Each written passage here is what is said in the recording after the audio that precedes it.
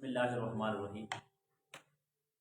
گزشتہ جیسے کہ کئی ویڈیو ہم آداب معاشرت پر بنا چکے ہیں، اگر ہم سے یہ کوئی سوال کرے کہ اچھا یار آپ آداب معاشرت پر تو بنا چکے ہو مگر ہمیں مردانہ قوت کے بارے میں بتاؤ، اگر کسی آدمی کی مردانہ قوت ہی کمزور ہو اس کے بارے میں کیا کریں؟ ظاہر بات ہے نا، آپ اس کے فضائل بتائی جا رہے ہمارے دل کو اٹھائی جا رہے ہو، تو ہمیں بتاتے کچھ نہیں ہو، کیا کریں اس کا؟ حضرت داؤد علیہ السلام آپ کی 900 بیویاں تھیں، 900 بیویاں حضرت داؤد علیہ السلام۔ ایک وقت آیا اللہ رب العزت سے کہا اللہ جی بیویاں میری بہت زیادہ ہیں، 900 بیویاں، ابھی میری مردانہ قوت پر تھوڑی سی کمزوری آ گئی، اب کیا کروں؟ داؤد علیہ السلام نے کہا، حالانکہ نبی پر کمزوری نہیں آتی، یہ صرف امت کے لیے کیا تھا؟ راستہ کھولنا۔ آ رہی میری بات سمجھ میں؟ یہ امت کے لیے ایک راستہ، دیکھیں اگر نبی یہ کام نہ کرتے تو ہمیں کیسے پتہ چلتا؟ ٹھیک ہے، اگر نبی اللہ سے سوال نہ کرتے تو ہمیں کیسے پتہ چلتا؟ تو یہ سوال کیا کہ اللہ جی کیا کروں؟ اللہ رب العزت نے عرش سے کہا کہ اے میرے بندے آپ انڈے کھائیں گے، مگر یہ وہ انڈے کہ جو آپ یہ ہوتے ہیں نا مشینی انڈے، فارمی انڈے، یہ نہیں، اصل مرغی کا انڈا، دیسی مرغی کا انڈا۔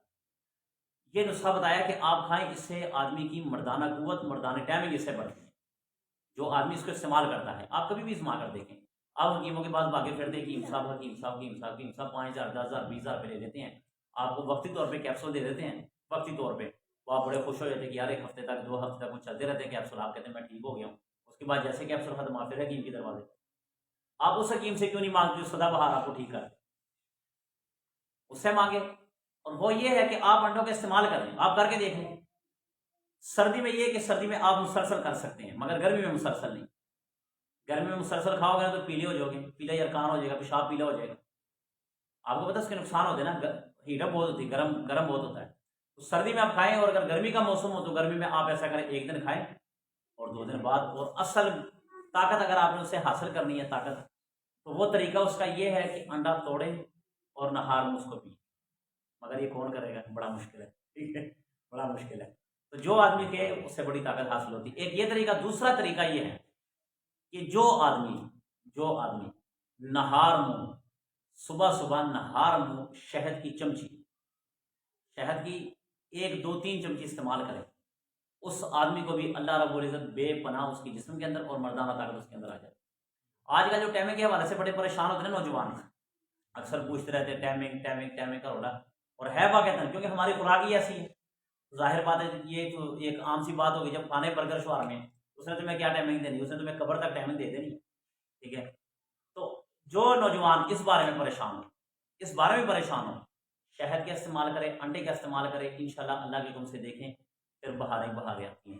تو بس کہنے کا مقصد یہ ہے کہ جو بھی طریقہ ہے اللہ تعالیٰ نے ہمیں بتائے ہوئے جتنے بھی ہیں، اب دیکھیں انسان کی اندرونی کمزوری، بیرونی کمزوری، اندرونی بیماری یا بیرونی بیماری جو بھی ہو، اللہ رب العزت نے ہمیں بتایا اور اس کا حل بھی بتایا۔ اگر اللہ نے تمہیں بیماری لگائی نا، اللہ نے اس کا تمہیں حل بھی بتایا۔